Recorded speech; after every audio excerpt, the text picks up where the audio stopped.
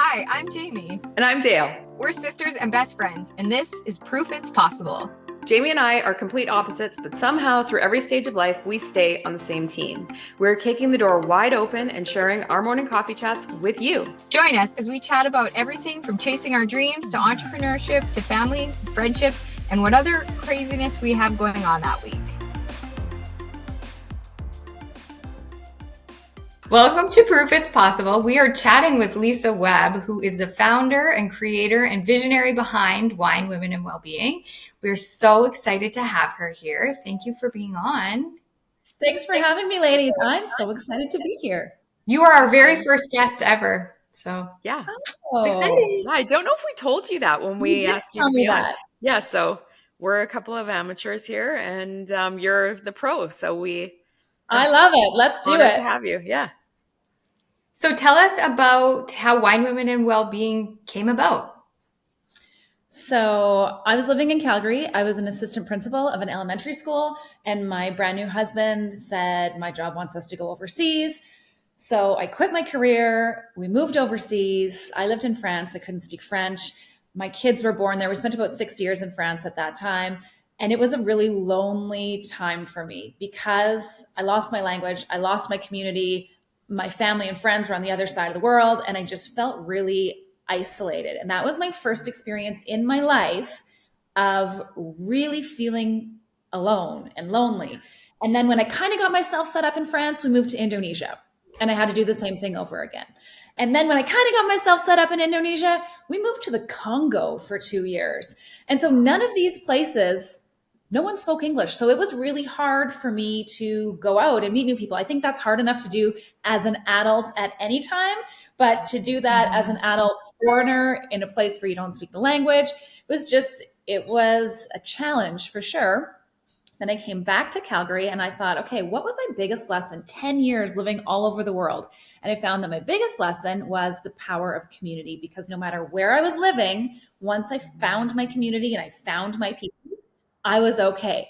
So I thought, I wonder if I could bring women together here in Calgary, just have like one event where we can inspire each other and get together and meet new people. And then there can be a place for women to come who don't have community and who need people in their life. So I started Wine, Women, and Wellbeing with one event right here in Calgary, and that has grown to 30 branches across the country. We've had huge, large-scale tours and events.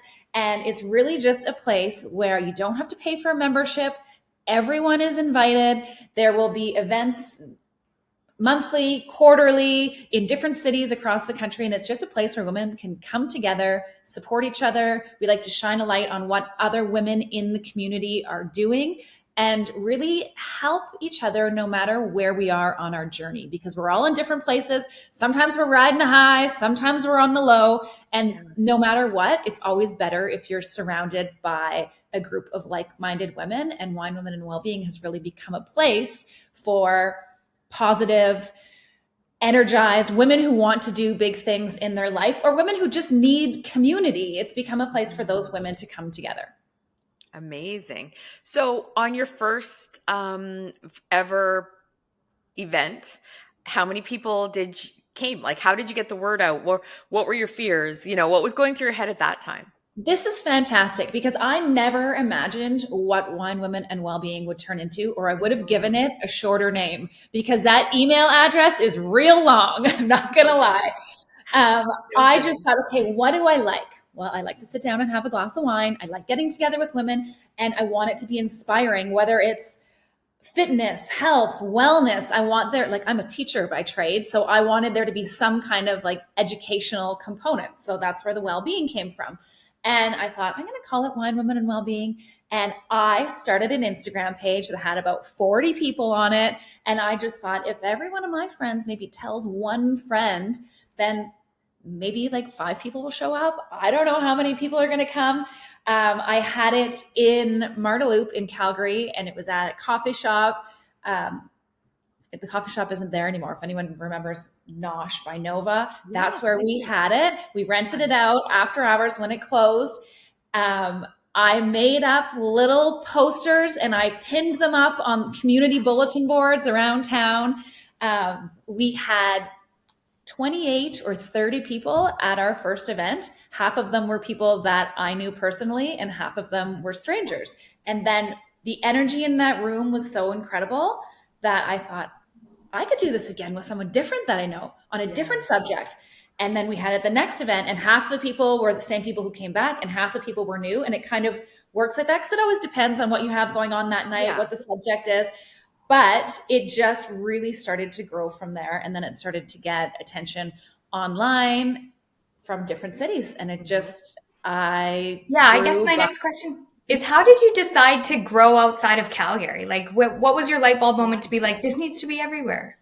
Well, I had a friend so I did my master's in education in Antigonish, Nova Scotia.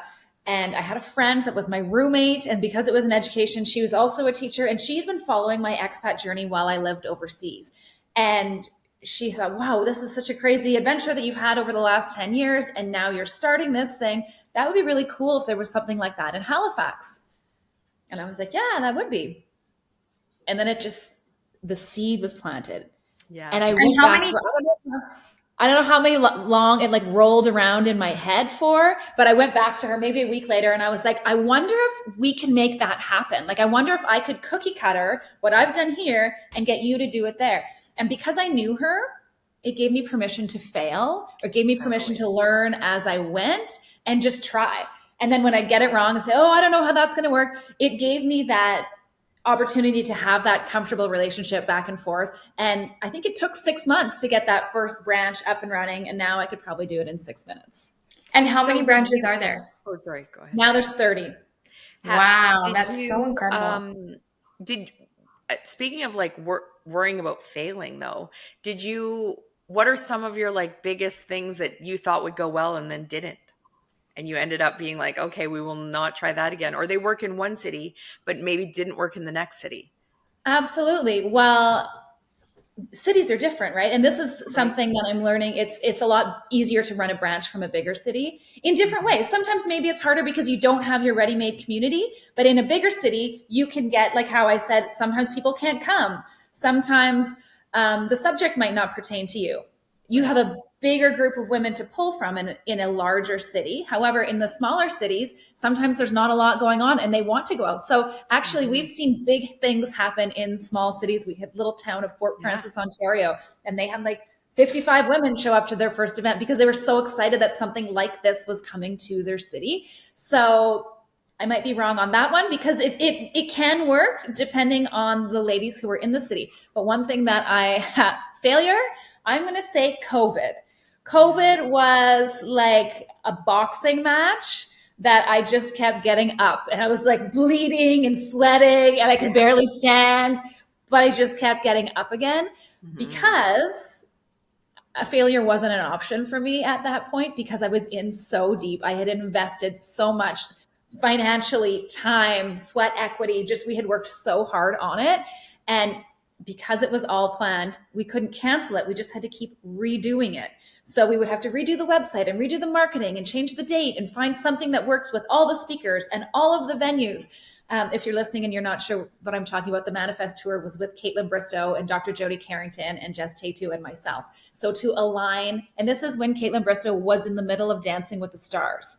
So to align everyone's schedule 3 times, 3 different occasions, and redo the website and redo everything. But like that was hard and there were tears. But to actually be on the stage in the moment when it did happen was an incredible feeling and so worth it. It's crazy that you say COVID because you know how when COVID happened, like when big life events happen, you remember exactly where you were and what you were doing.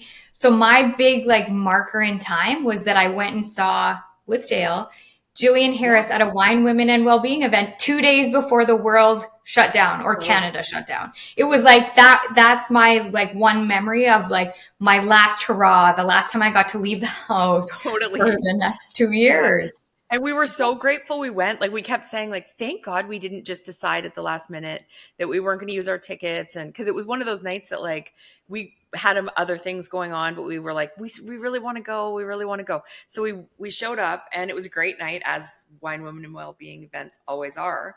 And it became our like that's why you say yes to everything. That's why you never miss someone's birthday party, because now you don't even get a birthday party, during all through COVID. So And that was one of those hard decisions where I called Jill at 5 p.m. I think the event was at 7, and we had no idea what was coming. no I idea. just knew that Alberta health regulations had changed, and I said, "Okay, Jill, it just went down to whatever the number was at that time. I think it was like you couldn't gather more than 250 people. And that's how many tickets we had sold, or we had sold 275. But then like 50 messages came in of people canceling because people were freaking out. And Jill said, well, if we're under 250, I'm already in the car.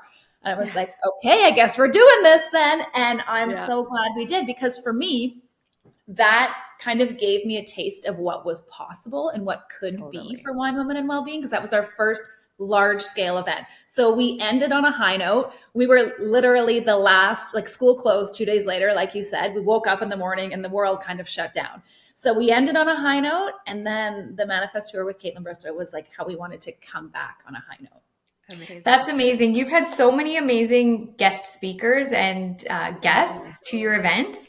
Can you tell us a little bit about how you select who you want to see come, or any like stories where you're like, oh, it was such a hard no from her, or something interesting? Well, I mean, there's a lot more no's than there are yeses.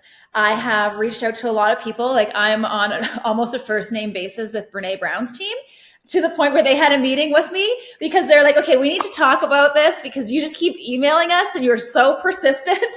So I've actually had a meeting with her team. She's not coming. Don't get excited. But I just try. I just keep trying and I just go for it, because the worst that I could get is a no. And there are people who have come to me, I'm not going to say any names, but like really incredible women who I've reached out to them like when they're just about to explode. And I remember hearing that someone had a $50,000 US speaking fee. And I was just like, what? Yeah, I can't do that. It's just too much. And it fell through because I did think about it. And I was like, well, if we get some, good sponsorships and we get something like this could work. And then it didn't end up happening. And like post COVID, that person's team reached back out to me and said, like, are you still interested in doing this? And I said, well, have the fees changed? And they said, as a matter of fact, they have. The fee is now $250 US dollars. Oh, wow. 250,000 US dollars. And I was like, I am out. There is just no way that is going to happen. That's obviously that person has gone on to do like large scale corporate events now. They're like speaking at Starbucks or wherever. We're not there yet. Good for them. I mean, that's amazing. That's one of those things I was like, should have done it at 50 grand. No kidding. But these are just, you don't know until you know. Like when we started, I had no idea what speaking fees could be. And now it just blows my mind, but it's just a learning process. Like I'm an educator by trade, not an event planner, but I have come into this role and I've just very much learned as I have grown. And it just gives me faith in other women who I see trying new things. Like how you said, you're our first podcast guest. I'm like, well, I'm excited about that because I'm coming in like, I'm like the Jillian Harris. I'm coming in before you guys explode and go huge. And I can say I was the first guest that they had. Like, I just think big things are possible for all of us if we have that fire in our belly. I love that. We totally agree. And I mean, that's exactly what this podcast is about, it's us to share our real stories about building community, having girlfriends sort of in business. Like we went to this amazing event a few months ago called Girlfriends in Business.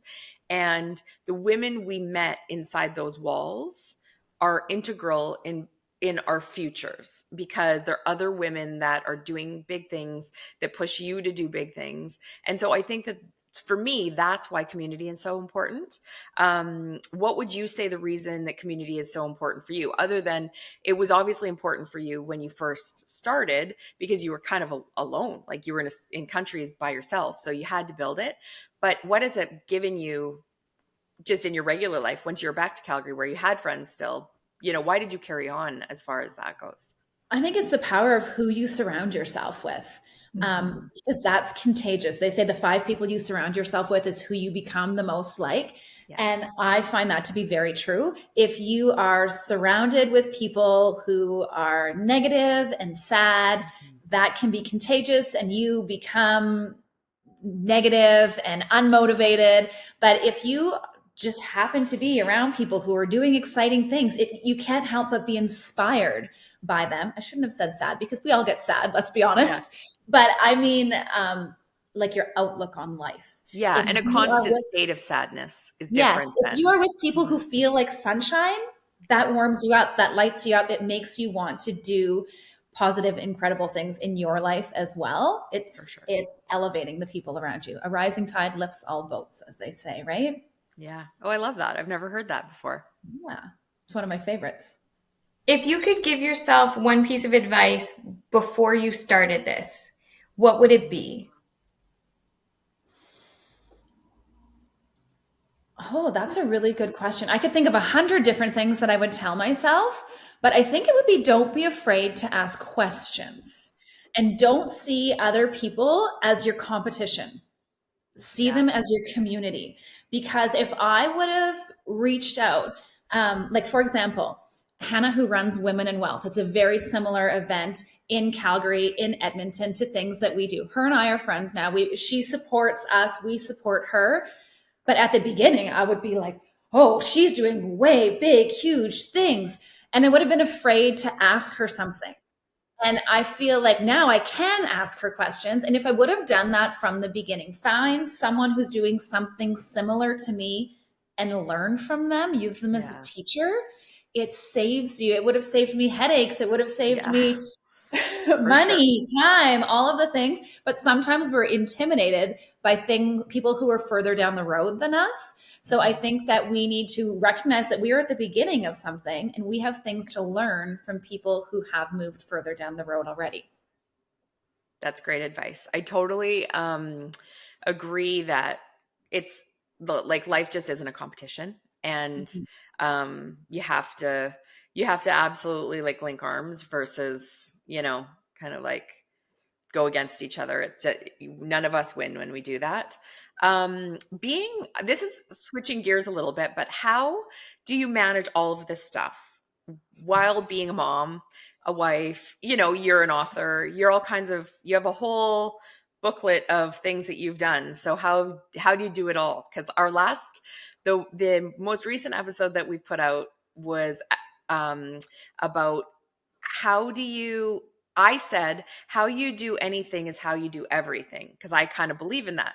And Jamie said, no, that's BS, because she can't be everything to everybody, because she's a mom as well. So do you sort of subscribe to that, or do you think that there's a season for every part of your world and you So have to? I have done things in seasons because of the way my life works, because every 2 years we move and start over again. And that's allowed me to try new things at different times in my life, but I ask Right, for help. right. I am not, I mean, in some ways I'm a perfectionist, but in other ways I'm okay with letting some things slide. Like if there's something big going on, I just have to accept that the house is not going to be clean. The laundry is not Yeah, going to be done. yeah, Um, let's get a Hallelujah. housekeeper in Same because girl, the same. housekeeper is going to save the marriage. I'll just say yeah, that right there because that's one less fight than we have to have, right? yeah. Or one disagreement or argument. So it's not all going to be perfect.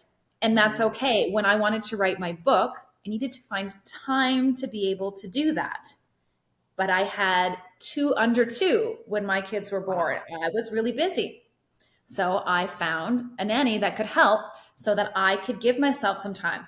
And I wasn't working in a traditional 9 to 5 at that time. Writing was my work. But some people might say, oh, well, she's home all day and she's going to get a nanny. But that Yeah. allowed me to write a book because I couldn't do it all. I am not superwoman. Things are going to fall. Like the kids aren't going to have the best lunch that day because I didn't get to Costco and do the meal prep.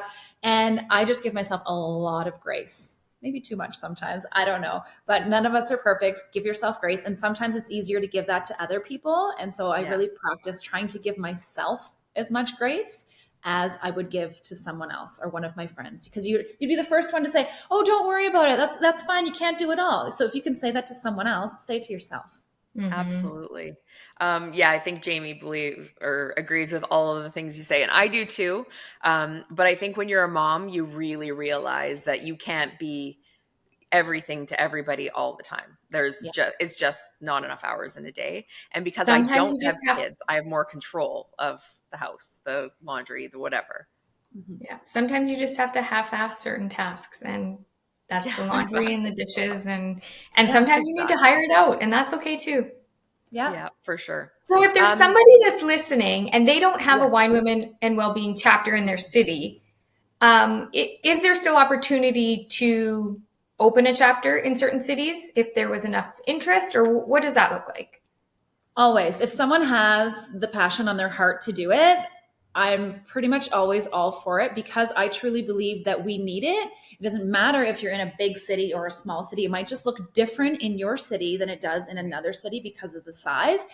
But I am a true believer that all women can benefit from the power of community. So I never want to say no to anyone who wants to bring it to their city. Let's give it a shot and see what happens because if that woman feels like they need it in that city, chances are someone else is going to be feeling the same way. Amazing. And if they wanted to see if there was a chapter in their city or they wanted to buy tickets, where would they do that? So they can go to Wine Women Wellbeing on Instagram, and there's a link, upcoming events, and it'll list all the events. Find a chapter, start a chapter. It'll show you where we have events. Or when you go to Instagram and you start to type Wine Women Wellbeing, you're going to see it goes, and it'll have all the cities because Hilarious. they each have their own page. But Yeah. also on winewomenwellbeing.com, there's information on where we are and how to start a new branch. Amazing. Awesome. Okay. Now I want to hear about the upcoming because it's so exciting. You have amazing guests. This one's like going to be Yes. crazy. So we have our Wild event coming up at the Jack Singer Concert Hall in Calgary on October 19th. And so Wild is Women, Inspiration, Leadership, Development. So that's what Wild stands for. And we have our keynote speaker is Patty Millette. And Patty is the mother of Justin Cool. Bieber. And so not only is she the mother of Justin Bieber, but she's an author. She has a story so inspiring of resiliency and just getting through some really difficult things in her life. She's now a director. So Patty is going to be amazing to hear speak. And we also have Coach Carrie coming from Toronto, which is really Awesome. exciting, and myself. And then we're going to be Okay. featuring a few other local women in business who are doing incredible things. So the night is going to be really exciting. We had Wild last year as a full day event, and the reviews from Wild were absolutely amazing because of the connections that were made. One thing that we heard was it was a little bit difficult for people to take the entire day off work. So we moved it to Wild by night, and we are just having an evening event, but it is the same experience, the same connection. You can come by yourself if you don't have anyone to come with, or you can bring your friends, your colleagues, but everyone is welcome, and we are really excited about it. Awesome. Well, that one sounds like it's going to be like epic, like unbelievably one of your best ever, which they're also good. I've never been to a Wine Women and Wellbeing event that wasn't so good. So I can't imagine anything less. To finish off, we'll actually be there too. So if you Yes. guys are I was coming going to say, alone, mention that part. yeah, exactly. If you guys are coming alone, come hang out with Jamie and I. So we'll be there and we are there to make friends. So join us. Do you have anything that you want to note or that you think somebody who's just starting out needs to hear or anything like that? What if you were going to give someone who's going to chase their dreams, one last final word, what would it be? What would it be? Okay, so things to note. Change is always part of the story. No matter where you are in your journey, there's always going to be change. I have like a PhD in change for the amount of different things and seasons that have happened in my life. I am 2 weeks back into Calgary, being in this empty house that I'm in here. And I'm in the middle of an event with Justin Bieber and launching speaking and booking speaking engagements now that I'm back on the ground. And I didn't see that coming, but it's here and I love it. So if there's a door that's open, walk through it and see where it leads because you just never know. And change can be scary and terrifying, but it can also be the biggest blessing that we can get. Amazing. You're so Amazing. But inspiring. let me just double check. Is Beebs making a special guest Yeah. appearance? I wish he was. I'm not going to lie. We were talking to Patty and we were like, okay, Patty, just let us know if you want to, for us to put any tickets aside for friends or family. Yeah, no Or kidding. children that might want to show up randomly. Adult children of yours. Yeah, we'll just reserve a whole section. You just bring who you want, whoever feels near and dear to your heart. Totally. I won't hold my breath, but we won't turn him away at the door. No, Absolutely. there's always couple more spots if they need it. Yeah, well, we'd find room for him for sure. How fun would that be? Okay, well, thank you so much. Yes. You really are. We're honored to have you as our first guest and a guest at all. Thank you for taking the time. I know this is a crazy busy week. Tickets are officially on sale as of 1 hour ago. Go buy them. It's going to be amazing. They always are. And thank you. Thank you so much, ladies. Take care. Bye. We are so grateful you're here. It would mean the world to us if you'll subscribe to our podcast and YouTube channel and leave us a review. If you want to hear more from us, go to proofitspossible.com to join our mailing list and find our social links so you don't miss a thing. Thanks, and chat next time.